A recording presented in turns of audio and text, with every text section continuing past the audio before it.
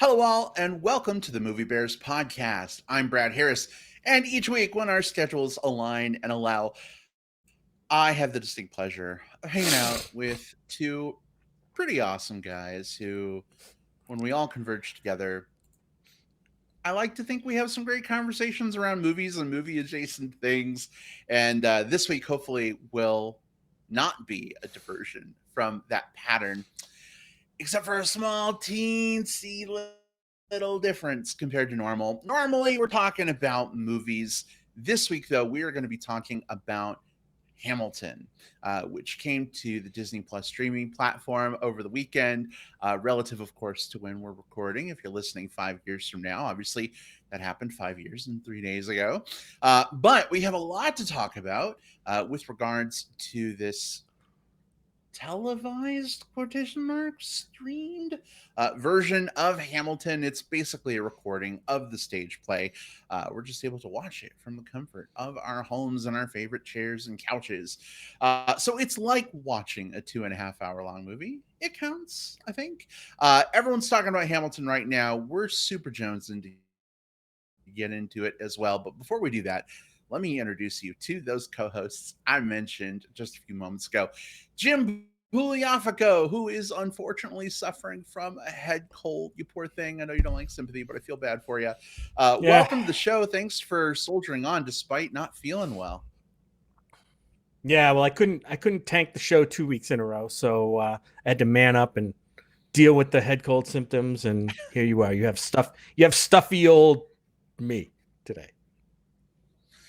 Man, So, you've really been going through it. Last week, you had some unexpected dental work that happened, and we're having oh trouble yeah, that talking was a through it. blast.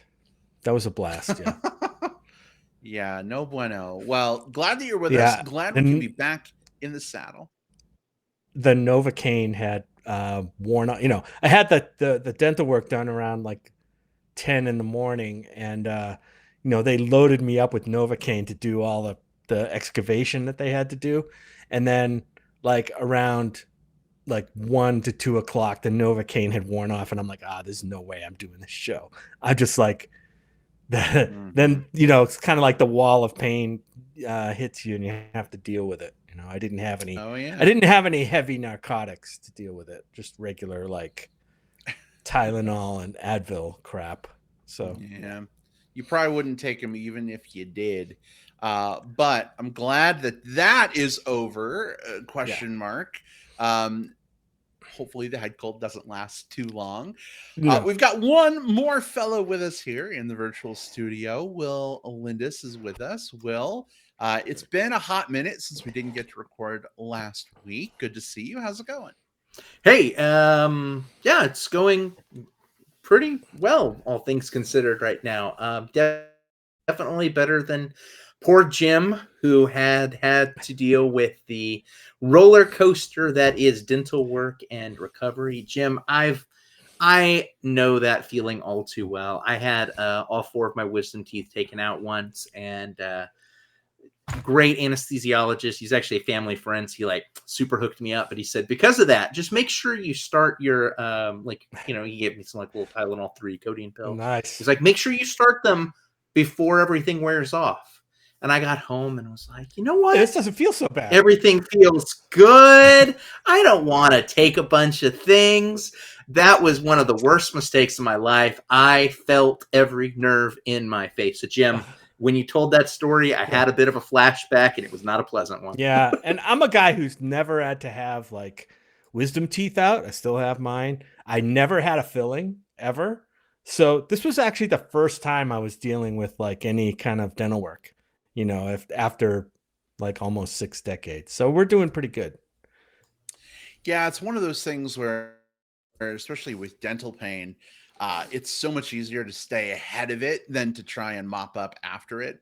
And then because the pain gets deferred, even though it's like one spot where you had work done, except in your case, Will, when you had, multiple spots, it's like even with just one spot, that pain gets deferred around your whole mouth and your head. And ooh, so totally understandable that we weren't able to record last week with Jim. under the weather. That was going to be our Pride show. We were going to review Weekend and Tu Wong Fu. Thanks for everything, Julie Newmar. Lots of states still have their Pride celebrations in other months besides June. We may circle back to that at some point. We thought about doing that this week, but with Hamilton coming out, it was like, well, obviously we got to do Hamilton. We got to talk Hamilton. So we may circle back to the Pride idea. Keep an eye out for that potentially. But Jim, Will, are you ready to talk about this Broadway sensation that is now available literally at the touch of a button on our TVs? I don't know. I guess I could maybe talk about Hamilton. Yeah, we don't want to miss our shot, so that's why we have to do it like right now. If we don't do it, I while won't feel while we're all in satisfied. the room. While we're all in the room, if you know what I mean. Where it happens. We're not going to throw away our shot while we're in the room while it happens. We're so happy, right. how lucky we are to be alive right now. There's going to be a lot of these, gang. Like, if there weren't, I'd feel helpless. There's going to be some quotes dropped. Anyway. Yeah. So here's the deal, everybody. As we talk about Hamilton, normally with our format, when we discuss a movie or even when we talked about Snowpiercer, the series a couple weeks ago, we usually talk about things in a nice spoiler-free format for the first 10 or 15 minutes. That way, anyone who hasn't seen what we're talking about can still hear and even share their initial thoughts in the live chat without being spoiled. But Hamilton is 2.5 hours long. There's a ton to talk about. And most folks who are going to see Hamilton have probably already seen it at this point. I think my feed over the weekend was 99% Hamilton, and not complaining about that. But all that to say, we are going to skip the non-spoiler section this time. And when we come in with our discussion of Hamilton, it is going to be all spoilers all the time. So apologies to anybody who may be tuning in and you're like, oh, I haven't seen it. I'm kind of curious what you guys think. A, we love you for being curious about what we think. But B, it'd be awesome if you go watch it and then come back and tell us what you think on Facebook or Twitter. Just look for Movie Bears Podcast. Drop us a line. We'd love to know what you thought. But be warned, spoilers are indeed incoming. So prepare yourself. And while we awkwardly give you a few moments to scramble if you're listening live, just wanted to give out a shout to James, who's with us in the live chat. Hey, James. He's been patiently waiting for us to get going. I saw him join about 5 minutes before we kick things off. James, glad to have you with us, handsome. Welcome. We've got some other folks with us as well. Don't forget to share your thoughts in that Facebook live chat. We don't always have time to read them all, but if you have some thoughts, if you want to get them out there, put them in the chat. Maybe we'll put them up on screen and give you a little bit of a shout out. But I'm done awkwardly rambling because I really need to yawn and I've been trying to suppress it. So I'm going to give myself a moment here in just a second. I know. We'll talk about that. But folks, here we go. Our discussion of Hamilton, an American musical.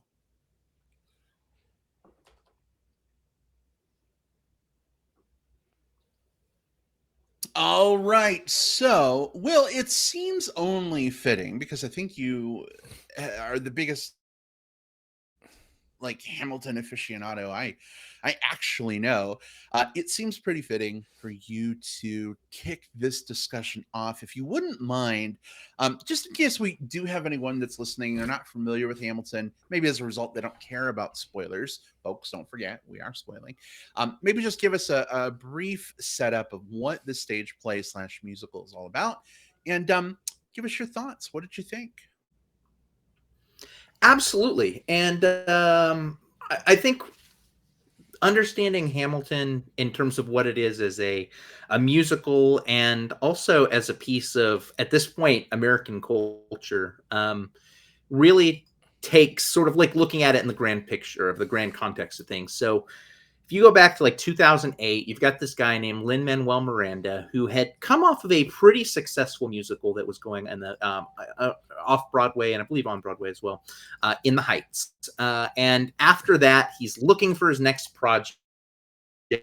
and he is in the airport, like looking at the books that are sitting there on the shelf at the airport, and he picks up a copy of Ron Chernow's Alexander Hamilton, which is Ron Chernow is a populist author who does biographies, but makes them fairly accessible, even if they're like 900 damn pages long. That's what I'm reading right now, by the way. So, in reading this story, Lin-Manuel Miranda becomes really fascinated with Alexander Hamilton himself as this immigrant who comes and becomes one of the founding fathers who built this like pretty impenetrable, for good or for bad, financial system based on not based off of his like wealth or based off of his name, but based off of just his ability to be an influential writer. And so he starts workshopping, like, how do I tell this musical of all of these guys who did all of this thing once upon a time in American history, but how do I now tell that story using the people and the musical styles and the narrative structures that represent what America is now? So he builds these things called the Hamilton Mixtapes. He actually workshops them for a bit, actually plays them for the Obamas at the White House back in like 2012 or so, before finally going live off Broadway in 2015, and then shortly after on Broadway itself. It became a hit right away, repopularizing the modern musical in a way that I don't think we've really seen outside of maybe something like Wicked or Rent. Even when you have other very popular musicals like Dear Evan Hansen, they kind of stay within the theater bubble and kind of maybe poke their heads out here and there. But Hamilton became something that people would just listen to in their cars on the way to work. It swept the 2016 Tonys, like 16 nominations, 11 wins. Lin-Manuel Miranda became affiliated with Disney, a household name, working with like Moana and Mary Poppins. And because of all of that, brings us to how we get to Disney Plus. Lin-Manuel has this relationship with Disney. Back in 2016, he got the cast together, and over the course of basically 3 evenings, they took 2 audience performances and 1 performance that was done without an audience so they could do the close-up. They took all the footage of that, stitched it together into the product that would later get sold to Disney so that it could premiere on Disney Plus. So all of that to say that this is a buildup that for a lot of people isn't just a let's check out what's on Disney Plus this weekend. This has been a thing that has been many years in the making. A lot of people who would consider themselves Hamilton fans, haven't had the opportunity to see the staging of this outside of maybe a YouTube clip here or something along those lines. So this was something that they loved and knew every word of, and they were still seeing with fresh eyes for the first time this weekend. For me, I'm in that camp as well. I latched onto Hamilton very early on as a musical. Maybe not like I wasn't like a ground like a day one person in 2015, but probably around 2016. I got the album. It's in the car. I'm listening to it excessively. And I got to see the staging for the first time this weekend. And I also got to see the staging for the second and third time this weekend, because it was a very busy weekend full of watching Hamilton on repeat for me. There's so much to love here. The music, the staging itself, there's a very dynamic element to what happens on the stage. Lin-Manuel Miranda is a very talented historian of the modern musical, and he weaves a lot of those elements in to tell what is essentially a story of a man, the mistakes that he makes, and the legacies that he leaves, and makes it something, I think, so much more than just what we would get out of a history book. I absolutely loved it. I want to talk about the songs when it's time to talk about the songs, but really, that's the foundation. Now that I've laid the foundation, I want to hear what you guys think, because I could gush. I could gush for the next 2 hours, but I'm not gonna. What'd you guys think? Well, thanks so much for your initial thoughts. And Jim, yeah, go for it. Thanks for gushing all over us, Will. There's so much to talk about with this, at least for me. Will, I am not one that even had really heard any significant portion of this soundtrack going into this past weekend when it premiered on Disney Plus. I got to watch it and hear it for the first time, and there's a lot of it that's impressive, and maybe a lot for me to kind of digest, kind of all at once. I think maybe like you know, listening to the soundtrack and getting familiar with the songs and kind of the story as told through those songs, in the soundtrack, listening to it over and over, and maybe even in your mind, kind of imagining kind of what's going on in the staging. I think to have kind of that leg up going into this movie must have been a huge, you know, I kind of envy you because you were in a position to really like kind of take it all in with some level of understanding, before going in, whereas I'm just kind of going in cold, and it's a little overwhelming, and there's a lot to take in, and there's tons of here to gush about, and I want to get into those things too, namely some of the performances that we see here. I want to talk about Leslie Odom. I want to talk about Daveed Diggs, who I am, you know, a huge fan of, not necessarily because of Hamilton, which is kind of where he probably started to get his, you know, his big notoriety. But now, you know, from the movie Blind Spotting, um, you know, he's now in the new Snowpiercer series, which we talked about a little bit on a couple of shows ago. So he's just blowing up everywhere. We could talk a little about Jonathan Groff, who appears in this one. And we can talk about, I think, what knocked me out the most. Because, like I said, digesting all the songs and digesting kind of the story as presented was a lot for me. But I really loved the stagecraft that went into this. The way this was staged was, yes, we've seen moving stages before. We've seen, you know, dynamic stage setups and stagecraft, but in this show, it's a simple rotating platform kind of stage, that is used to great effect for some special moments that come later on to either cause, you know, confusion or to create certain movements in the characters that just knock me out. That and the lighting I thought were fantastic. So yeah, I really like this. I think this is one that I'm probably going to have to go back and kind of maybe digest again. It's like I ate too much the first time and I didn't get to really taste everything. So I, you know, maybe I want to go back and like sample, at least sample some of the stuff, kind of having a familiarity with the landscape and bringing it all in. But I think, you know, the way this was brought, so not only the way this was staged, right, as you can imagine, the live performance was. Obviously, we didn't see a live performance. It just makes me wish that, God, there are so many other musicals that I would love to see given this treatment. You know, we mentioned Wicked. Let's think of something like Book of Mormon.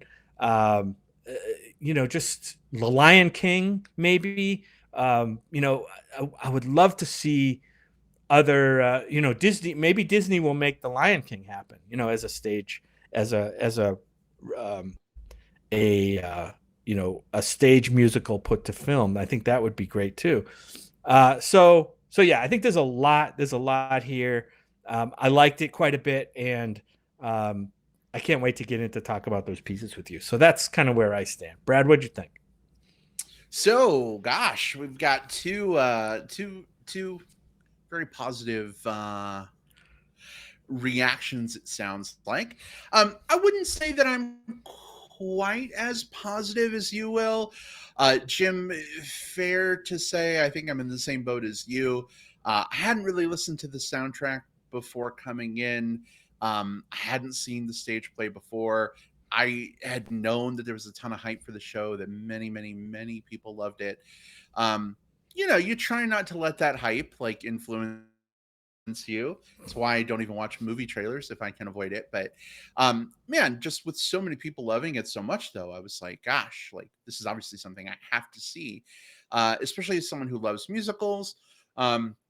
And someone who loves politics. I don't talk about this a lot, but when it comes to the founding of the United States, I'm kind of a political junkie. I have a degree in political theory from James Madison College at Michigan State University. So I have read, studied, and debated the Federalist Papers till I was blue in the face so many times and then done it all over again and had a lot of fun doing it.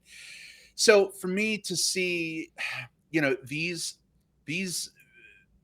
pillars of American like freedom and constitutional democracy brought to life on the stage, to see them, singing and dancing about, things like abolition and the freedom from taxation and factions of all things. Factions are fucking boring. I hated talking about factions in college, but like factions are one of the best parts of this whole thing. It's so fascinating to me to see these kaji old historical details brought to life in this way. And I'm really grateful, in fact, that so many people are able to access Hamilton through Disney Plus. We'll talk about this more a little bit later. Hamilton is not at all historically accurate, so don't believe that it is the truth by any means, but it does some fun things, kind of bending the history to suit the narrative that Lin-Manuel Miranda wants to tell. Jim, you mentioned the stagecraft. I have to agree with you. That rotating ring was brilliant. And I need to go back and watch this again because I feel like, I'd start watching somebody like dancing or doing something on the ring and they're rotating around and now I've missed somebody else on the ring. And then, wait, there's people in the middle too. There's just a lot there to sort of visually absorb and digest. So I think I need to see this again. I'll say that by and large, I really loved some of the slower, more melodic songs or parts of songs that were faster that then got slower and more melodic. Helpless really stands out to me. That would be enough. It's quiet, Uptown. Some really, really powerful songs. Also, this notion of Hamilton, the whole why do you write like you're running out of time? I think that's such a fantastic metaphor for burning the candle at both ends and giving everything of yourself to a cause, but at the expense of your family and your personal life and all the other things you're letting down while you're doing that. So I think, other musicals have tried to convey similar things, but I think the drapings of the founding of the United States gives a pretty cool platform to riff off of, while also like giving us something new to see that's not like set in a Disney fantasy land. I mean, it's a historical fantasy land, but like, there's some things that are rooted in truth. I think though, where there are some potential issues for myself, and this is just for me, because not every musical is for every person. Um, Hip hop and rap are not my go-to musical genres, so that made it a little hard to engage with some of the music for me. Um, Also, even with the subtitles on, and thank goodness for them, because we tried watching for 5 minutes, and I was like, "Have you understood a single word they said?" And Jim's like, "Yeah, I don't know what's going on." We turned them on, and that helped immensely. So if anybody is watching right now, and you're like, "Yeah, you know what? I turned it on for 5 minutes." I was actually talking to a friend earlier. This happened to if you watched 5 minutes, you couldn't understand what was happening and you just turned it off. Best thing I can tell you is turn the subtitles on and put your phone away. There's a reason that theaters are no phone zones. You really got to pay attention, especially in a musical like this where there's so much like rapid fire dialogue. If you look at your phone screen for like 2 seconds, you might think you're paying attention to both, but like you're totally not. You're gonna miss something vital, and later in the show, you're gonna be like, "Wait, what? Why the fuck is she singing about that? Where did that come from? Why is that happening at the very end of the musical?" And it's like, no, that happened 2 seconds at the very beginning. You just aren't paying attention. So consider doing that. But yeah, I mean, overall, I liked this. I don't know that I would say I loved it, but I do want to see it again. Maybe there's more for me to pick up on another viewing through. I know folks who have listened to this soundtrack 100 times before actually even seeing the play. That's not something that I did. It reminds me a little bit of Rent. It was the same thing with Rent for me. I didn't really listen to the soundtrack, hadn't seen it before. I went in cold and I didn't really love it the first time that I saw it. And I was like, oh, great. It's a bunch of people singing about like having to pay their rent, whatever. But then when I was able to go back later on and see it again, I was just able to pick up on more. It's just, like Hilton, Rent is so dense that there's just a lot that you can miss, especially if your attention is divided. So I have some qualms. I have some beefs that I want to talk about. I have some other things I really loved that I want to talk about. But guys, how lucky are we to live in the age we do, where we can see a musical like this brought to life in our living rooms? I never thought that I would have this experience. It's been a dream of mine personally to see what. I know this is a film podcast, but I would personally argue that, and this is, super hot take, I think Hamilton's probably the single most important piece of like American art that's come out in the 21st century, just in terms of like the influence that it's had, the impact that it's had, just everything, kind of what it means to everything that's happened during its time frame. And I've had this belief in it while having only a limited view of it. I've listened to this in my car so many times that I know all the lyrics forward and backwards. But being able to finally see it, the how lucky we are to be alive right now, like line, we keep referencing it, but I legit had that thought this weekend. Like with everything else that's going on, 2020 has been an absolute shit show of a year for a lot of us. But it was nice to be able to put all of that on the side and just have let's see, this thing is 2 hours and 40 minutes. So have an 8-hour cry fest over the weekend as I watched Hamilton 3 times. Like I needed that. Oh, wow. And I think a lot of people need that, Yeah. Definitely, if you have the service, right, it's easy to go in and make that rewatch. You don't have to, is this for sale, or is it just available to subscribers? It's just for Disney Plus, which is actually my only concern with this whole thing. Like I is that when something is available only on streaming, it does mean that your access to the material does exist on the whim of a contract. That's why, physical media for life, that sort of thing. I would love if Disney, and maybe they have, and I've announced something and I've missed it, but I would love for them to say 3 months after the fact, you can also buy the Steelbook Blu-ray DVD combo set and have it for your own collection. Like, I want the Disney Vault to open up and give that to me. I think because Disney Plus numbers lagged a little bit, especially kind of post Mandalorian, I think they're maybe not inclined to do that. But yeah, I would love a physical copy of this just as a safeguard. Yeah. Yeah, I'm actually wondering how long this is going to be on Disney Plus, because once COVID maybe goes away, maybe a vaccine comes out, and people can start going to live shows again. If you can just dial Hamilton up on Disney Plus and not have to watch people who are the size of ants because you can only afford $500 tickets at the nosebleed section versus just watching it in TV on close-up, right? I wonder how much it would eat into people going to see the show live. So yeah, if they could buy it on Blu-ray, like same thing. They don't necessarily have to go. I would argue, having seen a similar filmed version of Rent, which I now love. I don't know if I mentioned that earlier. It's one of my favorite musicals ever. After having seen it a few times. It's like I own the Blu-ray. I bought a copy of it on iTunes, but like every chance we get, I'm still like, Jim, we have to go see Rent live and in person when it's within driving range. But not everybody is like that. You know what I mean? So I definitely am curious what that impact might be if it was available that way.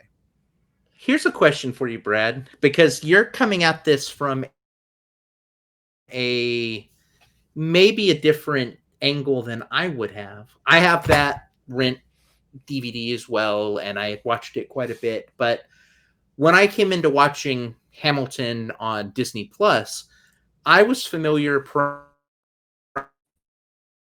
primarily with Renee Elise Goldsberry from Hamilton. You know, I knew her as Angelica Schuyler, but she was also Mimi in the Rent that version that was released on a DVD. And I'm wondering what your experience was like for me, because for me it's been more of like a, oh yeah, I guess that is. But did you come into this going like, holy shit, that's Mimi on stage? You know, it's interesting. At first, I didn't put it together. It's been a hot minute since I've sat down and watched that version. But after a few minutes, I was like, I know that voice. I know that face. And then all of a sudden, like I superimposed fishnet stockings instead of a big gown onto her, and I was like, oh, Rent, right? Yes, and I got very excited about that. So I don't know. I think if I had known going in, you know, that she was from Rent, and that may have even like made me even more enraptured with her performance and her character. But I will say, by and far, I mean, she gave my favorite performance of the whole show, musically, with her acting, just her emoting. I think she was phenomenal, and I mean, everybody in this is phenomenal. I don't think I have a complaint about anybody in this show, which I think is saying something. You know, sometimes you have shows like this, and you're like, well, 95% of the cast is great, but like that person who played, you know, insert whatever, take it or leave it. I liked everybody in this, and I think that's pretty special. Yeah, it's interesting. Some of the folks Angelica Schuyler. Oh, go ahead, Jim. No, some of the folks in chat, Michael is saying that the movie version that we got this weekend was pretty true to the live show. And I have to assume that people who have seen a live show have seen it in New York, because isn't it really just starting to tour now? Or has it been kind of around the country? To Phoenix, I think it came to Phoenix like a year and a half ago, but tickets were sold out instantly, and they were like $500. Yes. Yeah, I think our friends Carrie, there Chad, was and John, and Chad's parents went to see it. Yeah, there was a national tour that was sort of like they had like I think 2 national tours, but they were both limited in number of venues, and you're absolutely right. Like they would sell out super quick. So you would get them in San Antonio, Dallas, Austin, but you couldn't get tickets to them, or rather, I couldn't get tickets to them. Looks like James saw it in Dallas 2 years ago. Mike, you can maybe clarify, but Mike says he saw it in San Francisco when it came around. So haven't really had it here in Tucson yet, but weren't we slated to have it this season before everything got canceled? Yeah, I think it's coming. I think we were. Yeah, I think it was coming. And, you know, that might have been a draw that got us to see it live. You know, it was one of those things where it's not playing anywhere near us, so let's wait till it comes around. And before you know it, kind of the movie drops in our lap, so we get to see it that way. Right. Which is fine. I mean, this is, like I said, it's a great product in terms of a movie. There's a whole discussion. We're not going to get into it online. Will, I know you've probably seen it about, you know, is this going to be a movie? Is this eligible for Oscars? Blah, blah, blah, blah, blah, blah, blah. So it's that's all over Twitter. I don't want to get into it, but I will say that, you know, I see it as a movie, and I think it's definitely going to be one that's talked about for a long time, and I hope that other live theater musicals get a similar treatment in movies soon. You can speak a little bit to that, because I think that in speaking about what makes this Disney Plus version so compelling is that it does have a very filmic quality to it, because they took those 3 performances and edited them together, and they edited them purposefully. This wasn't we're going to put a fixed camera at the back of the auditorium and just play, you know, and just record. That would be one thing. But but on certain tracks, the editing was either let's really stay really slow in on the close up and maybe try this angle on songs. Okay, Satisfied. you mentioned Renee Lee Goldsberry and Angelica Schuyler Roll doing kind of her big moment.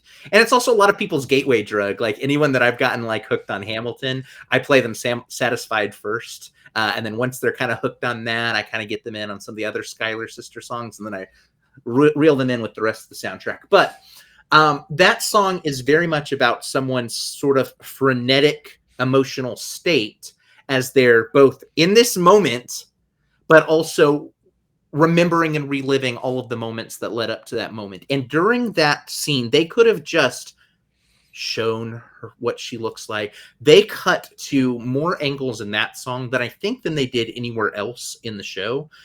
They would do quick cuts as, you know, sort of punctuated on beat. Let's go above and see things spinning. Let's do a close up on her face. Let's zoom over here. They cut all over the place. And because of all of those things, Jim, whether or not this is Oscar qualifying or not or whatever, I do think that there's a reason we're talking about it here on the show other than just popular thing is popular. We're talking about it because this thing was put together like a film and presented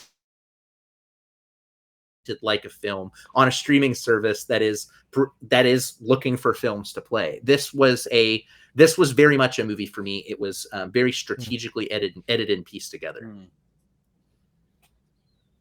So Jim, real quick, we were talking earlier about like Hamilton coming to Tucson. I just did a quick look, and where we normally sit for Broadway in Tucson, tickets on a Wednesday night, which is usually the least expensive night at Centennial Hall, are going for, get this, $1,089 a ticket. Whoa. So I think we'll be watching it on Disney. It's crazy. I think we'll watch it again on Disney Plus. How's that?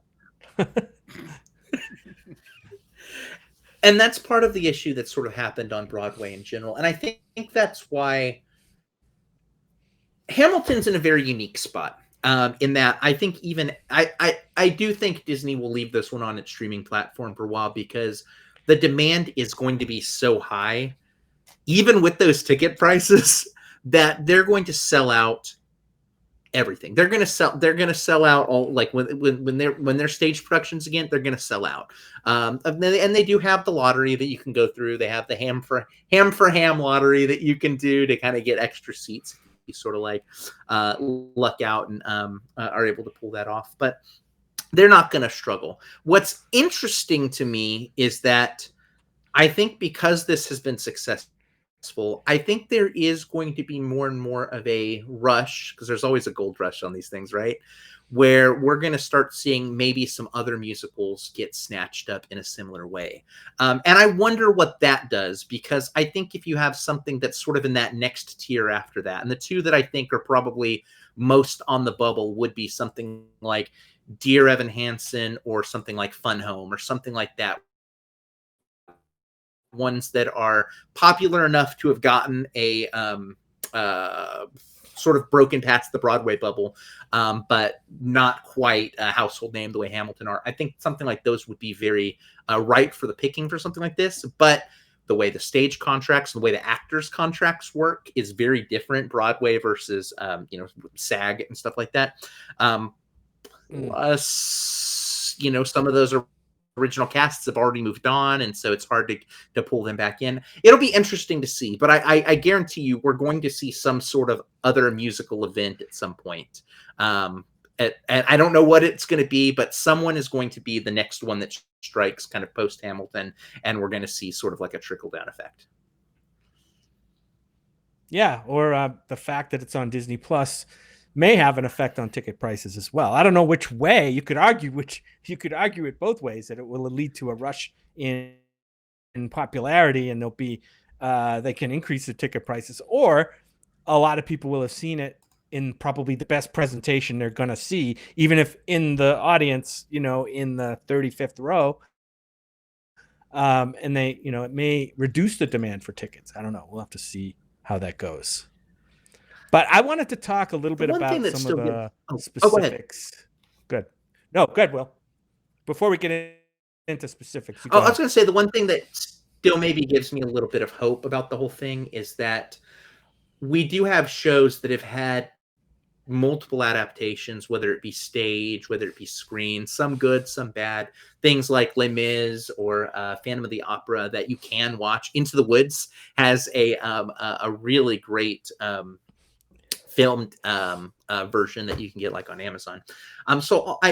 And those ones are still able to do a theatrical run on Broadway, off Broadway, and such, because I think people want that live experience. They want to be able to gather with their friends. You know, it was great to see it on screen, but I want to see it myself.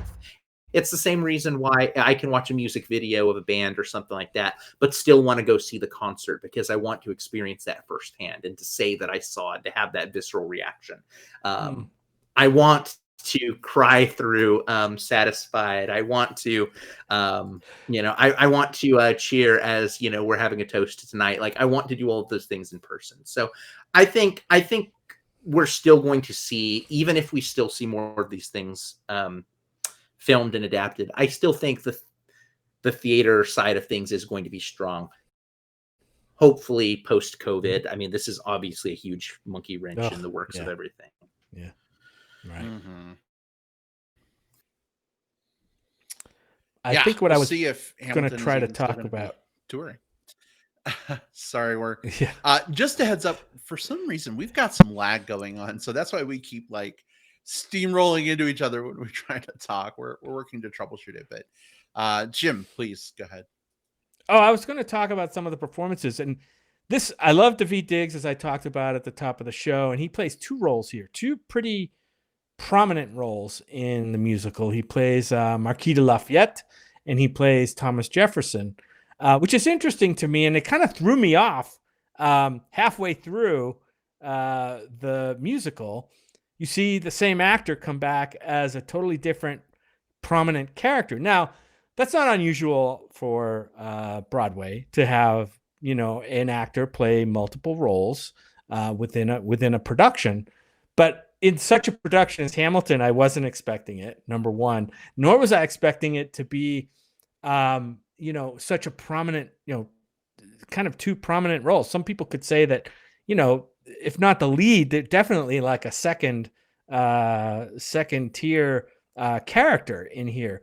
And it did throw me off, and I'm like, what are they trying to do? I kept thinking, like, are they trying to say something with the same actor playing two different characters?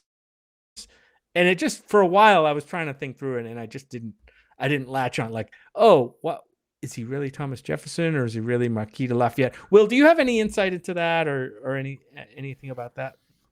I do. So part of it, like the history of it, comes a little bit from, the idea of traditional theater does tend to have multicast roles for roles that you want to have a featured lead, but you don't want to necessarily expand a character's role beyond kind of the scope of those scenes. You let them double up. So here you end up with 4 cast members who get to double up. You end up with, you already mentioned, Daveed Diggs does Marquis de Lafayette and Thomas Jefferson. You have Okiorete Anadadwan, I butchered it, sorry, does Hercules Mulligan, then James Madison. Jasmine Cephas Jones does Peggy, and then Maria Reynolds, and then Anthony Ramos does John Lawrence and Philip Hamilton. And they do this there is a thematic thing in it, and you get to see it a little bit in the very opening number, when it's doing the I fought with him, I died for him, like everyone's sort of like saying what their role is in Hamilton's life. Well, the actors Okiorete and Daveed say, I fought with him, and that's because they played the roles of Hercules Mulligan and Lafayette, who fought alongside of him, and then they played the role of Jefferson and Madison, who literally fought with him. They were at odds with him. Anthony Ramos, Anthony Ramos says, I died for him, and he plays the character. He dies in both roles as John Lawrence at the end of Act 1, and as his son Philip in the second act. And then, of course, Jasmine's role, I loved him. Peggy and Maria. they didn't really go into it as much here, but I guess sort of like historically, like Peggy and Alexander Hamilton were very close friends as well. We just don't get to see a lot of that here, aside from a throwaway line about how they confide in each other. But you then get to see her show up as Maria Reynolds, as the seducer, who, at least as far as the show is concerned, maybe also had feelings for him. So that's part of the way they did that. I think it was a functional thing. You don't need to have Lafayette in the entire show, and you don't need to have Jefferson in the first part of it. So functionally, you can split them up, but thematically, you can pair the right actor to sort of like carry that through line through Alexander's life. Yeah, that totally makes sense. And I will be looking for that on my rewatch.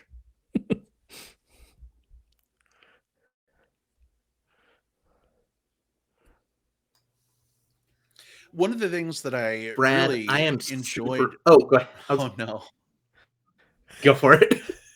Oh, this lag is killing me. Go ahead, Will. I was actually just going to toss a question over your direction, which may be sort of what you were queuing up. But I was just going to ask you, aside from the Angelica Schuyler song, which I know that's kind of been the first one that we've really talked about here. What were some of the other like musical standouts for you? Like, what was like? How was Jonathan Groff as King George for you? Those types. Yeah. So it's funny that you mentioned that, because if you were looking at my notes, which have the little checkmark boxes in the Apple Notepad file, this is my next 2 points to talk about. So I wanted to first bring up the song "Burn," sung by the Eliza character, where after she's found out that Hamilton has cheated on her, and she finds out by reading the Reynolds pamphlet. She has this very powerful song about burning his letters, like erasing herself from history, removing herself from the narrative, which if she were just a character, like talking about it would be sad, but to hear her sing this very melodic, very haunting, heartbreaking song, just it tugged at my heartstrings. I didn't cry, but when she lights the letters on fire and tosses them in the bin, I'm thinking back to like previous partners I've had, and we're not partners anymore for a reason.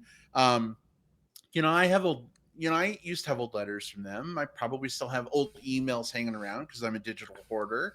It was kind of the same thing. It was like once upon a time you get burned, you want to burn things. You know what I mean? You get rid of those things, and then maybe later on there's a reconciliation. Maybe there's not. In this case with the Eliza character, she ends up getting back together with Hamilton, and she ends up outliving them all, and good for her. But it was really neat to see sort of that arc play out, right? She is at the absolute bottom of the barrel with her feelings. She ends up kind of coming around. She forgives him to some degree. I thought that was powerful. You asked about the Jonathan Groff character. It's funny. I was reading an article today how the breakout star of Hamilton is Jonathan Groff's spittle. And that I don't think there's been an official word from Jonathan Groff. If there was, maybe I missed it. I was looking around for it today, but some folks think that the spittle was like an intentional affectation he was doing, because King George was known for kind of like foaming at the mouth when he would get very excited and talk and talk and talk and talk and talk, as he was known to do. But I think Jonathan Groff did an amazing job as King George.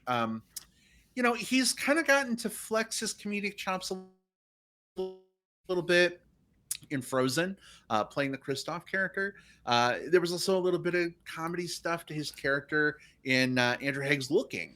And we didn't talk about Weekend last week because we had to skip. Maybe we'll circle back to it. But I thought Jonathan Groff was fantastic on that show. And, can play some really good serious roles, but inject little light bits of comedy. Of course, Jonathan Groff in his Glee days. But it was great to see him here playing such a satirical, like flat out, just crazy character. Snarky. And yeah, and he does so much with his facial expressions in this role that I don't think I would have seen if I went to see this in person, in the seats that I could afford. So again, I find myself really glad that we have an opportunity to see these actors and actresses up close like this. Adrian Charlie says, "I love King George," and he says that he saw in an interview that Jonathan gets spitty when he performs. So even if it wasn't intentional, even if he is accidentally spitting up, I think that it worked very well. So yeah, I mean, definitely some really good stuff there. Yeah, it was at a moment of like really high intensity, right? Where he was really pissed off at what was going on over in the colonies, right? And I just love the flamboyance that he kind of brought into that character. You could definitely see King George as, this is not overt in the play, but as the flamboyant king character made me want to maybe look into that character a little bit more. But yeah, I did love the how they sprinkled him through, and he even has kind of an arc. At first he starts out very indignant, then he starts to accept what's going on, and then he's like, "Oh, fuck you," see you later, good luck, kind of at the end. And I really kind of dug that he pretty much stole the show when he was on the stage.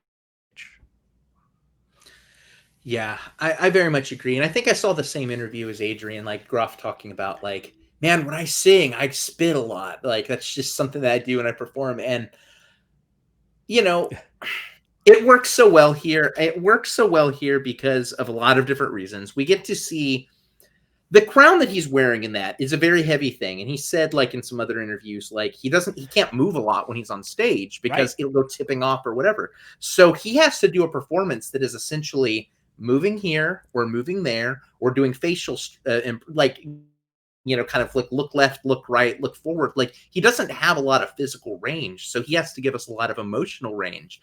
And holy crap, he does that. And we get to see him really 3 times in the show, right? We get to see him when, each time that he gets to come out, his point of view is to sort of segue the story along, giving like a global view of what's happening in the in the colonies or in the budding country, based on where we're at in the time frame. And I love that Lin-Manuel set this up as sort of like a disruption to the music. Everything else is either hip hop or kind of like R&B, kind of like styled in some way, shape, or form, with a lot of Broadway underneath it. Of course, this is all Broadway, but he takes those 3 songs and he flips them over and does sort of like a kind of a Beatles-esque British Invasion style breakout pop song with them. And I think that worked. Like, that is a mad thing to do. That is like why the fuck would you do this type idea? But it works so freaking well here, from the George's perspective and how he views the colonies within the confines of this narrative. I love that. I've actually seen a lot of people who hadn't experienced the soundtrack, before this. Their first exposure was, I'm watching it on Disney Plus, and walked away saying, guys, I don't think I'm supposed to say this, but I think King George is my favorite character. It's like, it's okay. Jonathan Groff is amazing. It's okay to like. Am I going to get it's okay to like that performance. Will I be canceled if I say that? I don't know. So one of the other characters I really want to talk about is Aaron Burr's character. I think this is a great character, and if I watch it again, I'm going to pay more attention. Specifically, I thought Leslie Odom Jr.'s performance was amazing. Like, knock it out of the park. I know this is an Alexander Hamilton musical, but I'll be honest. I think Aaron Burr has the character has an argument for being kind of the central, almost like the central character of this. And if not, I'd almost like to see the kind of the mirror version of this musical from the Alexander Burr perspective. I think that would be fascinating, and I think that's what great writing does. Of these characters. I don't know if he got the best songs to do, per se, and I'll have to watch it again to see that. But I know there were some musical moments with him featuring him that really stood out, as well as like, okay, he has to play kind of the foil for Alexander Hamilton in this, right? Literally and figuratively in this. So yeah, I really love the Aaron Burr character, and especially Leslie Odom Jr.'s performance. Yeah, I'll jump in here and hope that we don't collide in a lag bubble.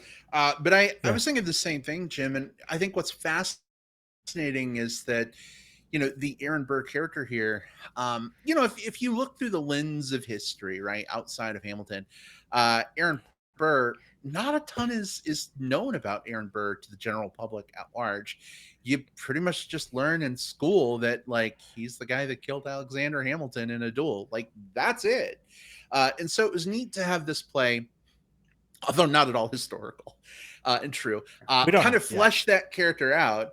Well, I mean, we do know there's accounts of Aaron Burr, the whole duel thing about Alexander Hamilton not firing his gun. There are many reports that he did fire his gun. He just missed. I mean, they take a lot of historical liberties with this. It's not true in many ways. But I loved that sort of twisting this fictional narrative.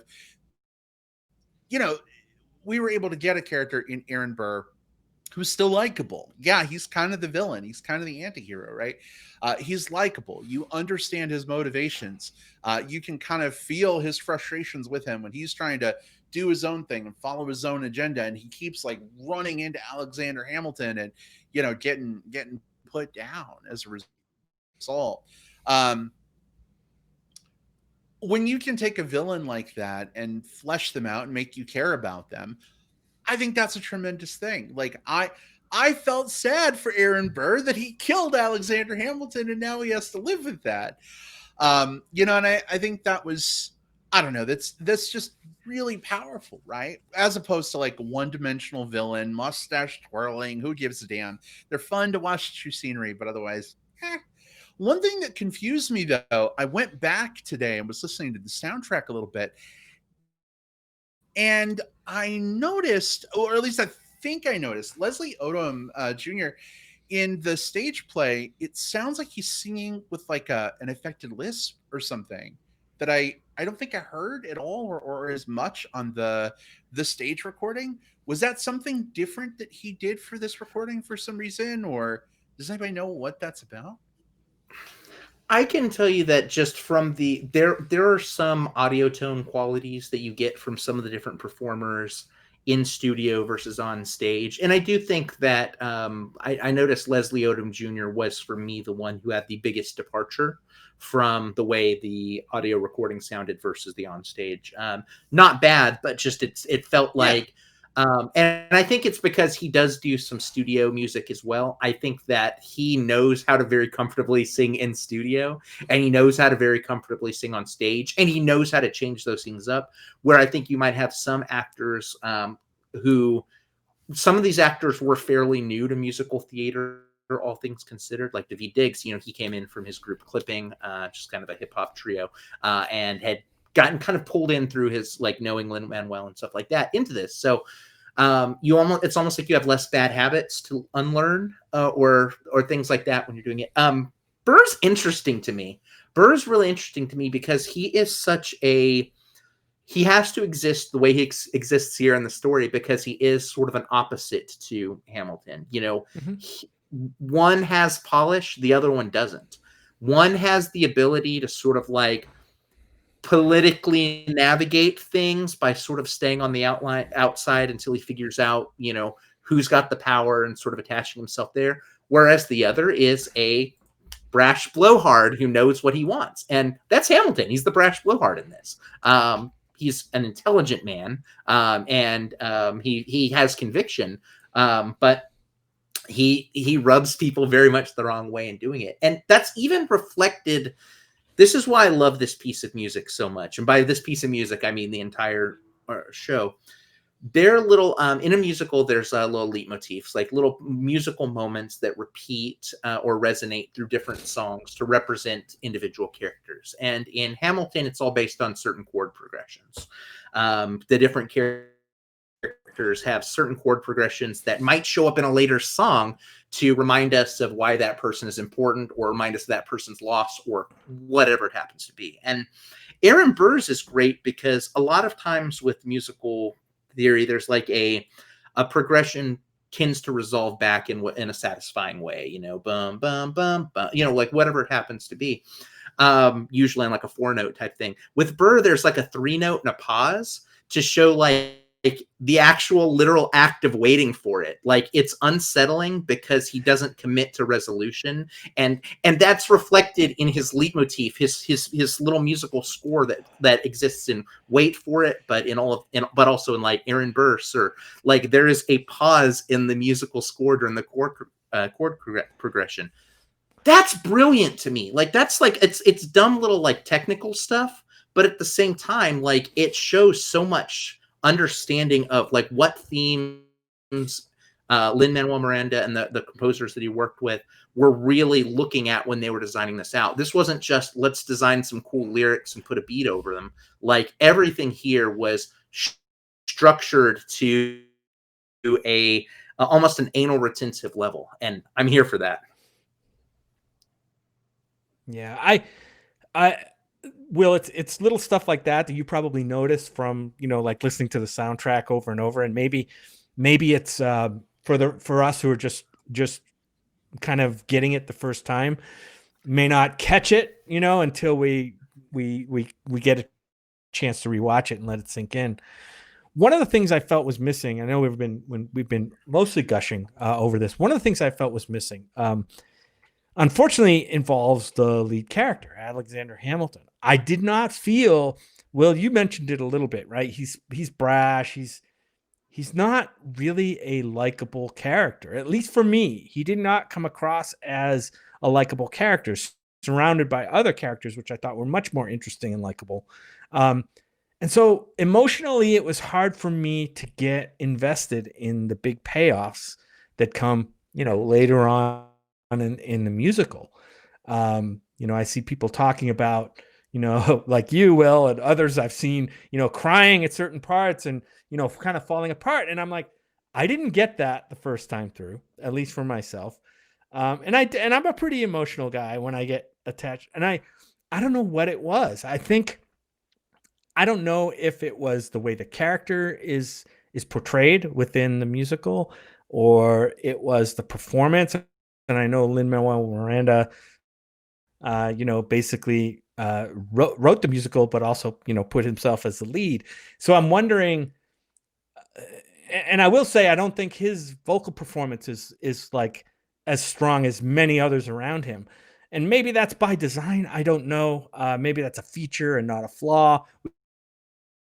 We can get into that, but I don't think I really resonated with the character or the performance of Hamilton. And I think that, I mean, maybe on second watch it'll be better, but I think that's where my main problem lied, unfortunately. It's interesting that you mentioned that, Jim, because for you know, a musical entitled Hamilton was easily the least interesting part to me. Part of that is some of the rose-colored glass, like looking back at Hamilton, that happens in this play. I have some complaints too about, you know, James Madison, who is a titan of his time, and he's really just a sidekick lackey to Jefferson in the musical. I don't know. A lot of the changes made it a little hard for me to wrap my head around some of the characters, but that was especially true with Hamilton himself. And I don't know. I think part of the problem for me, and this sounds elitist, and I promise I don't mean it to, but just my formal education is like all about this. I have a lot of knowledge about it, and it's so hard to like beat that back with a stick while I'm trying to enjoy this piece of fictionalized art for its own art's sake, right? Plus, I think for me too, and again, I have a hard time taking external factors out. Um, I have a little bit of a beef with Lin-Manuel Miranda, like, you know, basically self-aggrandizing himself in every way possible. There's a line between self-promotion and like, look at me, look at me. And, you know, I think I'm still grading a little bit from the Oscars a few years ago. where Ali Cravalho got to sing her song from Moana, and Lin-Manuel Miranda like wrote a little rap Baggage. for himself to do before her big moment. Right. And I recognized that. And I'm like, no, get out of here, baggage. Let me find a bat beat you back with. But I won't lie. I mean, it kind of took me out of it a little bit. Like I see Lin-Manuel Miranda. It's the same thing with Mary Poppins. You know, I'm watching him in that role, and you know, it's hard to kind of remove some of those things for me. So I completely recognize that probably influenced my connection with that character to some degree. But I will also say, I think it's fair to say, I don't think his vocal performances were as strong as pretty much all of the rest of the cast who had these big singing roles. So part of that too is a lot of the songs that he had aren't necessarily sung. They're rapidly spoken, or they're rapped. And so it's also hard to get a sense of his melodicness in a lot of ways with some of these songs. So I struggled there too. I connected a little bit more, but I think also, you know, there's, you know, when we talk about external factors, I don't have the baggage of Mary Poppins or Moana because I heard Hamilton before I heard Mary Poppins or Moana. So those came, but so the chronology was different for me. This was, I had heard In the Heights before, but like once in a friend's car. It's like, oh, this is cool, but not enough to like really like attach onto it. So Hamilton was like my exposure to Lin-Manuel Miranda. And I think one of the things that he brings to this, aside from, I mean, he like wrote the whole damn thing, you know, but aside from like all that, like the onstage part that he brings, there are other people in the cast that are stronger vocalists. Very true. He is a hell of a performer, though. I think he does a lot with his, like, you know, same thing I said about Jonathan Groff, like, you know, like the facial reactions, like, you know, when he has a simple answer to Burr that just involves him just saying like the word like yes or something like that. He acts the fuck out of that line, yes. And I think that's what does it so much for me. I think that he really encapsulated this character and had the wherewithal to make this character not fully likable. Like, I think that's by design. I think we're supposed to see this version of Hamilton as this is a guy who is driven and ambitious, and in the process, he caused all of this weird shit, bad shit to happen around him. The Reynolds stuff, for example, shouldn't have happened. Even when we get to Burn, like when we go from the Reynolds pamphlet to Burn, we originally see that as Hamilton going like, I figured it out. Okay, I'm in the eye of the hurricane now. I've done this before. I'm going to write my way out of this whole thing. I'm going to write so many things that like this isn't going to stick. And we then immediately go into a song from Eliza about Burn, about, yeah, you didn't even think of me, you motherfucker. Like, and this hurt me quite a bit. And so I appreciated that. We got to see a character who was so focused on his own legacy and his own ambitions and trying to build something that outlived him, that he caused so much harm in the real time, in the moment. We saw his fascination with duels helping lead to not just his death, but also the death of his son, because he's that focused on honor and what people say about you. I appreciate that. I appreciated that we've got a Hamilton here who is flawed. Yeah, I can As see what you're saying, Will, the, especially the part. The real Hamilton being flawed. I think back. Oh, sorry, fucking lag again. Let me just get this thought out, babe, and then it's all you. Go ahead. The Reynolds pamphlet in the real history, that doesn't even come out till years later, after a reporter gets the information and writes articles about it, and it becomes public knowledge. And then Hamilton, you know, is trying to write his way out of it. So I feel like, you know, and art does this, but this is an incredibly romanticized version of Hamilton. And I think what disturbs me, though, is, you know, I've seen family members who are under the age of 18, who are still in high school, who are like, I just saw Hamilton. Oh my gosh, Hamilton is totally my hero. He was such a stand-up guy. Oh my gosh, Thomas Jefferson was amazing. He's so great. He's my hero now. And I'm like, oh my fucking God, they're slavers. They're terrible people who did great things. You know, they had some good qualities, but like, I don't know that you want to be accepting this as like, gospel. Yeah. And Will, your point about like Lin-Manuel, you listened to the soundtrack early on, and I think Lin-Manuel Miranda became your Hamilton. You know what I mean? Like, and a very similar thing happened to me with other musicals.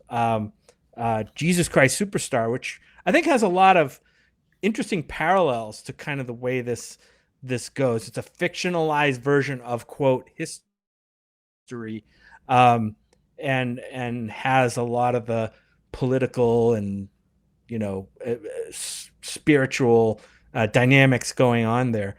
But I still haven't seen a stage play of Jesus Christ Superstar, but I've listened to the original London recording countless times, and the guy who sings Jesus's part is amazing. He's a rocker.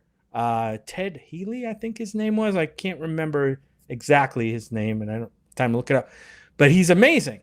And then the movie came out some year, back in the like late 70s, early 80s or something, and they had another guy there doing the Jesus part. I'm like, this guy is totally lame. And then there was a stage production of Jesus Christ Superstar that was televised, if you remember, about 6 months, almost a year ago, maybe. And John Legend played Jesus Christ in that one. And interesting choice. I like John Legend, but he's not the same. He's not my, you know what I mean? Does that voice wise, in terms of bringing that character to life, he's just not the Jesus Christ that I kind of expect. And so I think you can get into kind of locked into like, this is my guy to play that role, and that's totally fine. But I think that does happen. It's happened to me too. So yeah, it's actually being reflected in the live chat. James says the touring company Hamilton I connected more with, and James, certainly if you want to clarify that in the chat, please do. But yeah, I think it's this thing, right, where your first exposure, or maybe your most up close and personal exposure, kind of becomes quote unquote your exposure to that, right? And then it's very hard, right? Somebody else coming in. Same thing for me. You know what I mean? It's like having watched The Little Mermaid. Granted, the animated movie was a film, but Jodie Benson, the voice of Ariel, I enjoyed seeing The Little Mermaid Broadway version, but like, she was no Jodie Benson. You know what I mean? And it's hard for me to divorce you ain't no that Jodie famous Benson. iconic voice, right? You are no Jodie Benson. It's hard to divorce that iconic voice and again, that baggage, right? Kind of set that aside and try and enjoy it for what it is. So I completely understand where you're coming from. And James clarified in the chat. He says he had stronger vocals and stronger facial expressions than Lin-Manuel Miranda did. So yeah, I mean, your founding father mileage may vary, I guess. Yeah. And I'll say, like, for me, it's like, it's more the role than anything like that. Like, I like Lin-Manuel in this role, but I like other people in it too. I think that he does a legitimately good job, but I'm not tied to him as the only person that can play it, because he's not. But Jim, quick aside, you mentioned Jesus Christ Superstar. I'm going to send it over to you a little bit later on, but I had one of the best laughs of the last few months fairly recently, looking at someone stitched together all of the different touring and show and all the different versions of just the "Why Must I Die" line into one supercut of just people screeching that fucking line. And it works in context of the song, but when you hear it nonstop for like 2 minutes straight, just that thing over and over, it becomes more and more ridiculous. I'll find that and I will definitely send it. Yeah. Brad, you mentioned like the historical aspects of this, and I think that it's important for people to realize that this, in a lot of ways, isn't just fiction. It's, and I say this lovingly, I say this as a very positive thing. This is fan fiction of history. Even things like, historically, I think the most that we've got from Hamilton and Angelic was they wrote some letters to each other, which is like a thing that people literally did. But Lin-Manuel, in writing this, found like a compelling like ship in that, like what you have when you write fan fiction.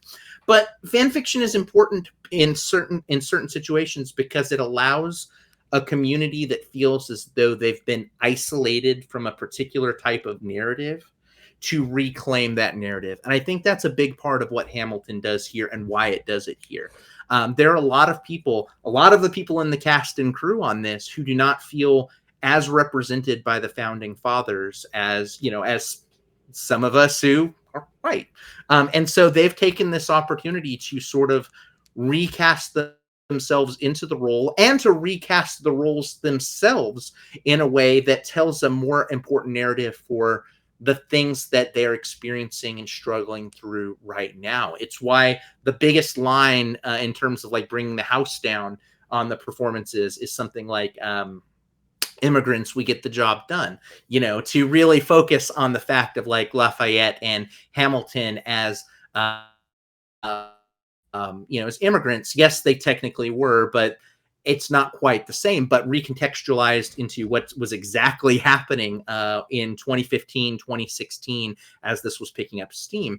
It builds on itself. It's why there is an amazing Harry Potter fanfic community right now, where the fanfic writers have recast the characters as queer, as trans, as sort of like /fic relationships between Harry and Draco. I thought they already were. Some of it is well, but it's basically reclaiming text, and sometimes when you reclaim stories, you are kind of re-empowering yourself within the narrative. So I encourage people to, when you look at Hamilton, look at it through this lens. This doesn't replace history class. This might replace this would actually work more in context, honestly, of like a modern civics class than it would be in a history class. Because I think, honestly, the themes of Hamilton are more about what resonates today, even than what resonated in, the late 1700s, early 1800s. That's just the backdrop. That's just the flavor. And I think that's super valid. I think I take a little umbrage, Harry Potter reference, with casting this even from like a modern day civics platform, though, because I feel like anytime you're drawing in historical events, it becomes problematic. Like if this were just a musical that was not about real life people, I think it's a lot easier to kind of accept some of these things at face value. But like you mentioned Harry Potter, like people go and maybe they read this Harry Potter fan fiction, and it's really great fan fiction, but the version of the characters that actually live in the pages and were real from the source material, there can be a little bit of a conflict or a clash there, and it makes it muddy, and sometimes it can make it a little hard to understand. But I think the most important thing at the end of the day is it generates some great conversations as a result, right? But I do think it's important, right? Like just to consider like what's true, what's not, what's maybe true, what's maybe not, but like focus on the greater conversation maybe rather than the individual fanfic details. Yeah, and I think something like this, being so popular, populous as it is, like it gives people who may not have found this type of material accessible now find it accessible, and it provides kind of the fodder for discussion, about, and that opens up a bigger question, like, is the history really what we learned in the history books, or was that even fictionalized to some degree? You know what I mean? Like, when you think about it, what's the saying? Like, the victors by the victors. Right. So you're not necessarily getting all aspects, and so the history you read about in the history books, while we may think it is the truth, is it really? I mean, it just kind of it opens up your mind a little bit to, hey, let's think about what really could have happened and what may have happened, and try to find the truth if there's any way to do that, Sure. 300 years later. But I mean, I think there's certain irrefutable things, like seeing Thomas Jefferson's name signed on a slave contract. You know what I mean? Like, Yeah. that's a real thing. That's a real historical document, right? Versus like, Yeah. hey, I met Thomas Jefferson at a party one time and he told me how fun it was to rape slaves. Okay, well, that's one person's account. Do we know if it actually happened or not? That's where it gets muddy. Right? So Yeah. I think the line between fact and fiction here is muddy at best. Yeah, and again, I don't think that's the important part of it. Yeah. Yeah. This is not a replacement for historical fact. Yeah, you're absolutely right, Jim. There's a point to be made for all narratives, including fully factual history ones, are very edited. It's why the majority of us did not learn about like the Greenwood/Tulsa massacres in school, because it wasn't a convenient thing for us to learn in those studies. But it was a factual thing that actually happened. And so even there, history written by the victors, et cetera, is important. But even coming to this context here, I will go back and I'll stand firm and say that I think that fanfic in this case, it is very valid. I think people having the option to sort of reclaim stories and to sort of refunnel those, like their narratives through narratives that were originally inaccessible to them, is a very important, especially when we're dealing with something very foundational. When we have people who are considered our founding fathers, when we have people who are considered like, these are the people who, if we come up with any new policy now, we have to think, what would the founding fathers say? What would they say? What would they do about it? And there is a segment of our population that feels that they would not speak for them. So this gives them this, in this particular case with the Hamilton cast, and specifically with Lin-Manuel Miranda as the writer of this, gave him the opportunity to sort of reimagine that story in a way that matched his experiences and funneled through his experiences. This is not to replace history. At no point is it. Nope. I'll tell you the truth.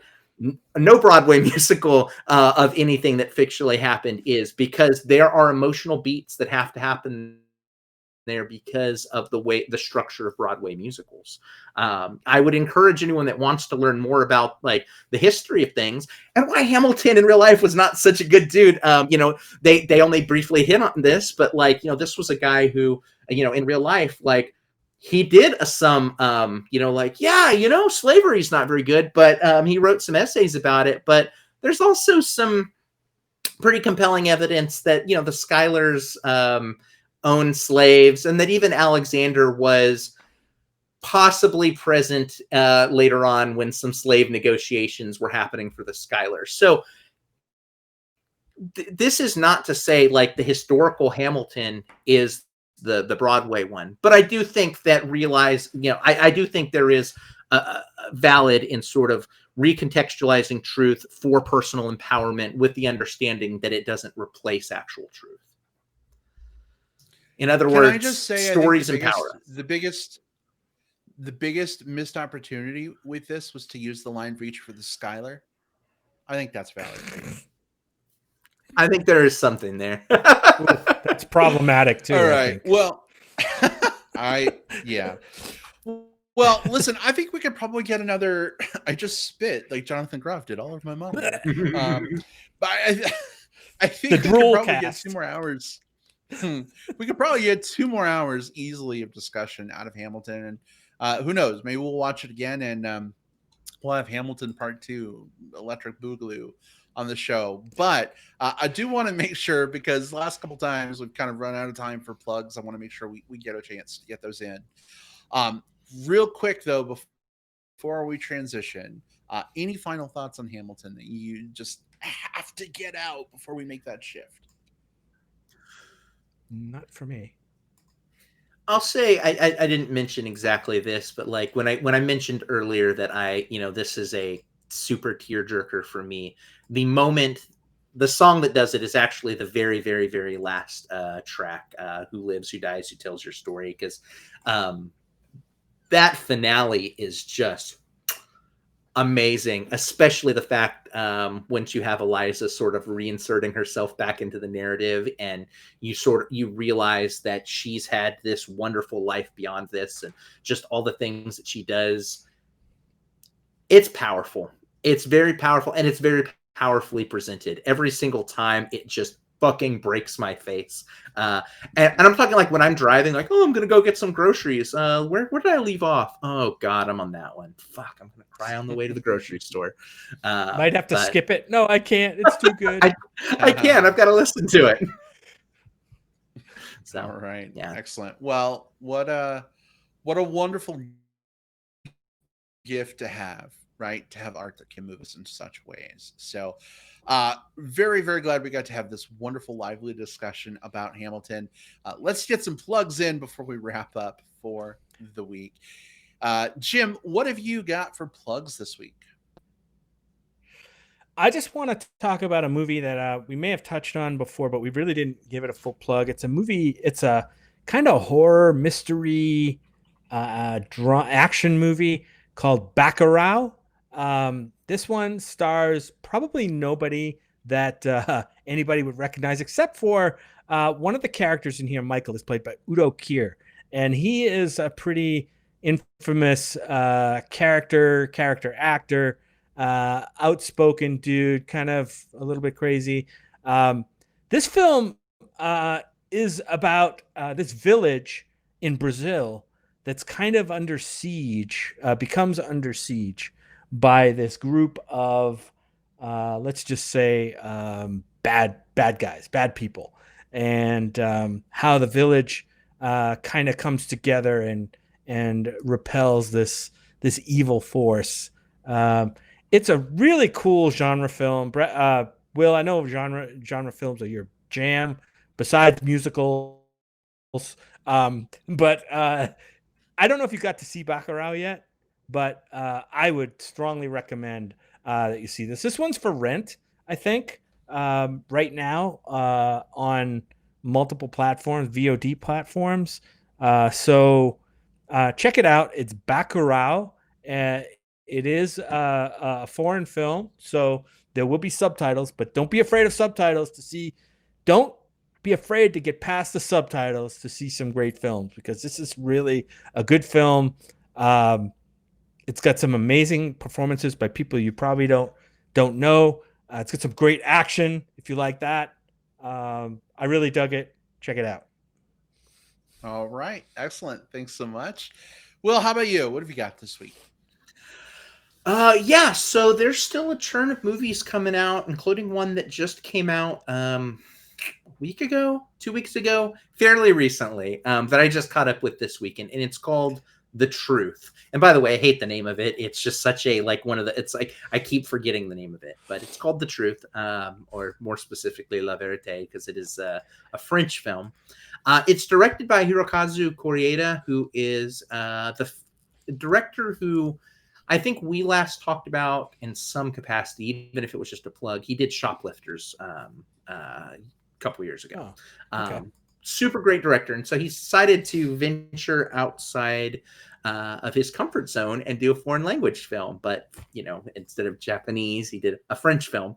And so this is a French drama that stars two absolute, like, juggernauts of Catherine Deneuve and Juliette Binoche, who are a mother-daughter. The mother is Deneuve is this, like, famous French actress. Like, everyone loves her, but her daughter, she's had this sort of, like, rocky relationship with, and they return to Paris, Juliette Binoche and her husband Ethan Hawke, and spend basically a bit of time with the Deneuve character while she's filming kind of her next movie, and like some, like, the truths of the past come out. It's a very talky picture. It's just people talking about stuff, but it's super gripping, super good. I really love the way Koreeda tells family stories, and this one does actually mirror Shoplifters in an interesting way, whereas that one's about sort of like a fake family that is actually really, really close. This one is about a very real family that is very, very strained. So I recommend it. You can rent it on iTunes. You can rent it on Amazon at like $5. It's not like one of those $20 opening release ones. And it's called The Truth. And yeah, it's really good. I'm on it. French. Do people smoke, Will? Because if they do, I'm in. I think yes, there is. Deneuve is caught smoking a few times. I was like, fuck it, you know? So, yeah. Yeah, I love it. I'm on it. There you go. Another French smoking movie to dive into. What's your plug, Brad? So I am actually plugging a spoof of a spoof. Jim, you may know what I'm talking about. Back at the end of June, so just before the holiday weekend, this fan-made recreation slash homage actually premiered on Quibi, which is like a short, quick bites video service. Each episode of a show on Quibi is 5 to 10 minutes long. And the thing that I'm plugging is Home Movie, The Princess Bride, which is a miniseries directed by Jason Reitman, who gave us Juno and Up in the Air. Basically, he had all these famous actors recreate scenes from The Princess Bride, filming on their iPhones or smartphones In quarantine. while they're in COVID quarantine. And it is intentionally like DIY props. So like they use like Lego people, they use like puppets made out of trash bags, they use their dogs dressed up like horses. It's the funniest fucking thing I've seen in years. And when word of this came out a few weeks ago, a lot of people were up in arms. Like this thing was being done for charity, World Central Kitchen, and people were like, "Oh, that's cool," but like, don't fucking touch My Princess Bride.